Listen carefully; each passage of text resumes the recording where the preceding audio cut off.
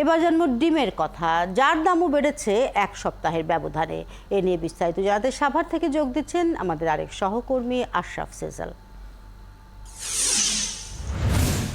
সিজালের সাভারের আড়তগুলোতে মুরগির ডিমের দাম আজকে কত জেনেছেন, এবং বাজারে ডিমের সরবরাহের কি অবস্থা, সরবরাহ আছে কিনা স্বাভাবিক অবস্থায়, এবং পাইকারি এবং খুচরা বাজারের দামের পার্থক্য কেমন দেখছেন?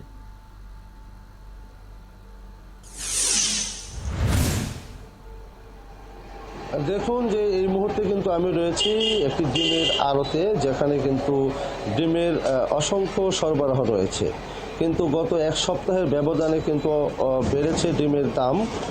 লাল ডিম এবং সাদা ডিম প্রকারভেদে তারা কিন্তু ডিম বেড়েই চলছে। আমি এখানকার যে ম্যানেজার ছিলেন তার সাথে কথা বলার চেষ্টা করেছি, তিনি আসলে গণমাধ্যমের সাথে কথা বলতে একরকম নারাজ।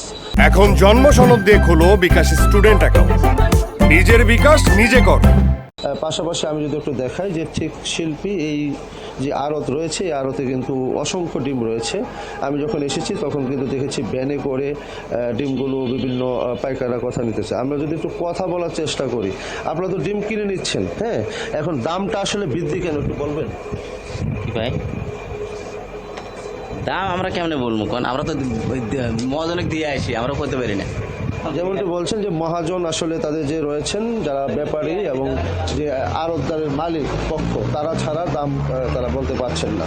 শিল্পী একটি তথ্য জানিয়ে রাখি, আপনি যে প্রশ্নটি করেছেন যে আমি খুচরা বাজারে খবর নিয়ে দেখেছি, লাল ডিম প্রতি ডজনে 10 টাকা থেকে 12 টাকা বৃদ্ধি পেয়েছে সপ্তাহের ব্যবধানে।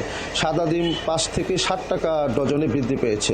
আপনি জানেন যে শিল্প অধ্যুষিত এলাকা, এখানকার যে শ্রমজীবী মানুষ, বিভিন্ন শিল্প কারখানা, পোশাক কারখানা যারা শ্রমিকরা রয়েছেন, তাদের প্রধান আমিষ কিন্তু এই ডিমের মাধ্যমে পূরণ করা হয়। স্বল্প আয়ের মানুষজনের খাদ্য তালিকায় ডিম থাকে এবং এটা বৃদ্ধি পাওয়ার ফলে কিন্তু মূলত শ্রমজীবী মানুষ, আপনি জানেন যে ঈদের যারা বাড়ি থেকে ঘরে ফিরছেন কর্মস্থলে, তাদের কিন্তু যে বাজার করার ক্ষেত্রে ডিম যে প্রধান খাদ্য তালিকা, সেক্ষেত্রে কিন্তু তারা খুব একটা এত দুর্ভোগে মানে অর্থাৎ আশঙ্কাজনক করবেন। বাজারে যে তাদের নির্ধারিত অর্থে যারা বাজার খরচ চালান, তারা কিন্তু হিমশিম খাবেন। শিল্পী, আপনি রয়েছেন সেখানে, আরও তথ্য নিশ্চয়ই সংগ্রহ করবেন, আবার যুক্ত হবেন আমাদের সাথে।